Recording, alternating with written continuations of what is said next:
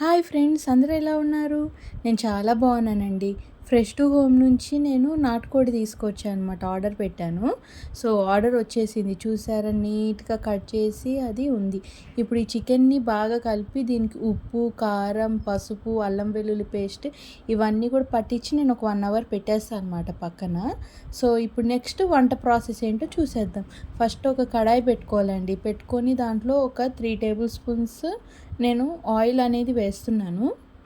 So ఈ oil అనేది వేడెక్కగానే ఒక ఉల్లిపాయ, చిన్నగా కట్ చేసుకున్న ఉల్లిపాయ ఒకటి వేసేసి మంచిగా వేపేస్తున్నానండి. ఈ వేపేస్తున్నాక ఉల్లిపాయలు మరీ బ్రౌన్లోకి రావద్దు. ఎప్పుడైనా నాన్ వెజ్ వండేటప్పుడు ఇలా ఉంటేనే బాగుంటుంది. అప్పుడు దీంట్లో ఒక స్పూనే నేను అల్లం వెల్లుల్లి పేస్ట్ వేస్తున్నా. ఎందుకంటే ఇంతకు ముందే మనం చికెన్లో అల్లం పేస్ట్ వేసాం కదా.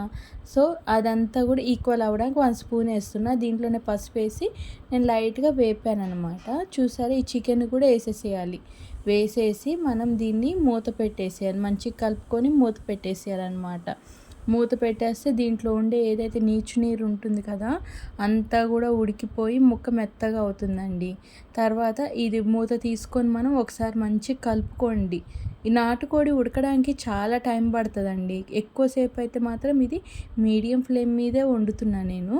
సో అలానే వండుకోవాలి. ఇప్పుడు నేను ఒక మసాలా పేస్ట్ చేశాను. ఏంటంటే గసగసాలు, ధనియాలు, లవంగం, దాల్చిన చెక్క, తర్వాత దాంట్లోనే ఒక ఉల్లిపాయ వేసి పేస్ట్ చేశాను అనమాట. ఆ పేస్ట్ అంతా కూడా మన చికెన్ మీద వేసేసి శుభ్రంగా కలుపుకోవాలి. పచ్చి వాసన పోయే వరకు అలా నూనెలో కలిపేసుకోవాలన్నమాట. దాన్ని నీట్గా కలిపేస్తే ఈ ఏదైతే పచ్చి వాసన ఉంటుంది కదండి, ఇప్పుడు వేసిన పేస్ట్, ఆ పచ్చి వాసన పోతుంది. పోయాక కొంచెం వాటర్ పోసుకోండి. అవసరమైతే దగ్గరగా రానిచ్చేసేయండి. చూసారా, లాస్ట్ కొత్తిమీర వేసేసుకొని కలిపేసుకుంటే అయిపోయినట్టే అండి. నోరూరించే నాటుకోడి చికెన్ విత్ రాగి సంగటి. చూసారు, రాగి సంగటి మీద నెయ్యేసాను. నెయ్యేసి ఈ చికెన్ లెగ్ పీస్ తర్వాత కొంచెం గ్రేవీ వేసుకొని తింటుంటే ఓహో అసలు ఎంత బాగుంది తెలుసా అండి. నోట్లో నీళ్ళు ఊరుతున్నాయా. అట్లనే ఉంటుంది దీని రుచి కూడాను.